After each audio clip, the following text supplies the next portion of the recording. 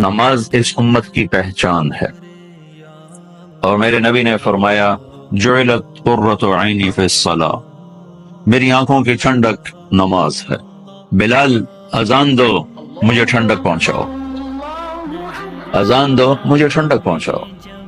اذان کی آواز سن کے اللہ کے نبی ایسے ہو جاتے تھے جیسے کسی کو پہچانتے ہی نہیں۔ عائشہ رضی اللہ تعالیٰ عنہا فرماتی ہیں کہ گھر میں ہوتے تھے، خوش باش باتیں ہو رہی، جو ہی اذان کی آواز آتی آپ ایسے ہو جاتے جیسے ہم میں سے کسی کو پہچانتے ہی نہیں۔ تو میرے بھائیو، ایک بہت بڑا مجمع اللہ کے فضل سے یہیں اسی عائشہ مسجد میں کافی عرصے کے بعد، میرے تو اب اکثر سفر ہوتے ہیں، میں نے عشاء کی نماز پڑھی تو بالکل ساری مسجد بھری ہوئی تھی، اور تھوڑی سی میں نے ترغیب دی تو اللہ کے فضل سے سارے 20 تراویح پڑھ کے گئے۔ لیکن اب جب رمضان جائے گا تو ساتھ ہی نماز بھی چلی جائے گی، اور میرے رب نے جتنا زور نماز پہ لگایا ہے اور کسی عبادات میں اور کسی پر اتنا زور نہیں لگایا۔